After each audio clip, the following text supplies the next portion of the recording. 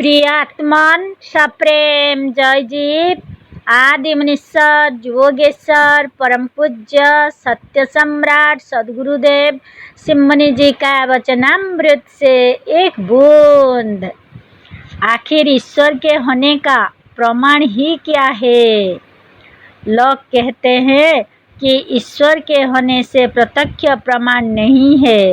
प्रत्यक्ष प्रमाण तो शब्द के विषय में भी नहीं है, गंध के विषय में भी नहीं है और स्पर्श तथा स्वाद के विषय में भी नहीं है, पर यह सब है।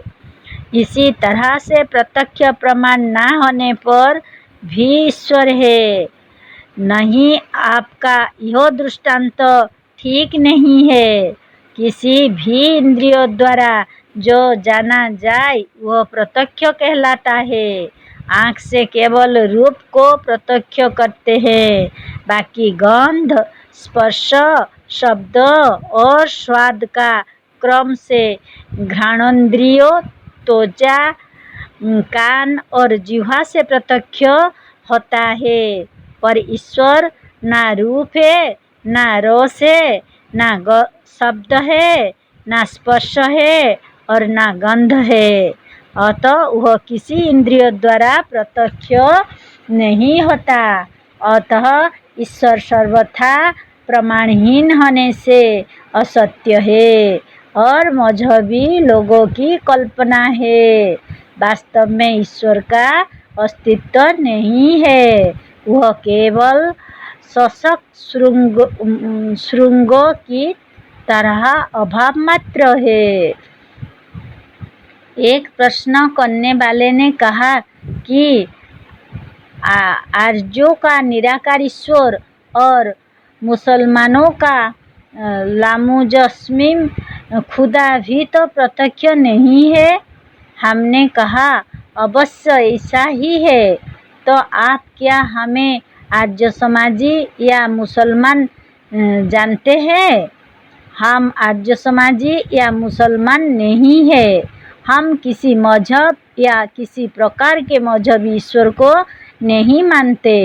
संसार के सारे मजहब, मजहबी ईश्वर, मजहबी कथाएं असत्य, कपड़कल्पित, बिल्कुल झूठ और प्रमाणहीन हैं और स्वर्ग नरक को सिद्ध करने के लिए मजहबी नेताओं ने झूठे कथाओं और किस्तों को गढ़ कर लिख रखा है।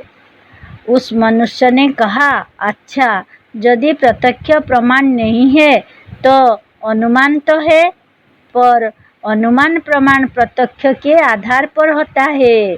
जैसे हमने प्रत्यक्ष आम के बीज से आम और इमली के बीज से इमली को उत्पन्न होते हुए देखा है, तो दूसरे देश में जाकर ऐसा ही आम और इमली के वृक्षों को देखकर अनुमान करते हैं कि यह भी आम और इमली के बीज से उत्पन्न हुआ होगा, यद्यपि हमने उसे किसी को बोते हुए नहीं देखा।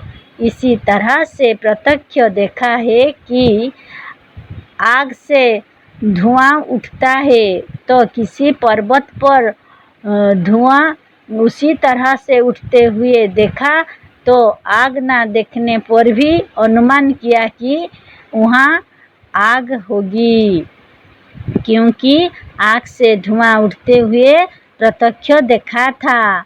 बिना प्रत्यक्ष अनुमान नहीं होता। अतः जो ईश्वर कभी किसी इंद्रिय द्वारा प्रत्यक्ष हुआ ही नहीं, उसके विषय में अनुमान कैसे होगा?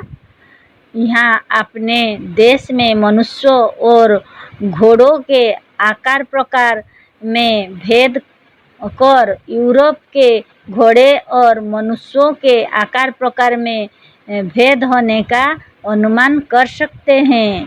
पर जिस ईश्वर को कभी किसी ने किसी देश में किसी इंद्रिय द्वारा प्रत्यक्ष नहीं किया, उसके विषय में अनुमान कैसा? अतः ईश्वर के विषय में अनुमान आदि प्रमाण हो ही नहीं सकते, क्योंकि प्रत्यक्ष के पश्चात ही अनुमान आदि प्रमाणों की गणना होती है। जब मूल ही नहीं तो शाखाएं कहाँ से आएंगी?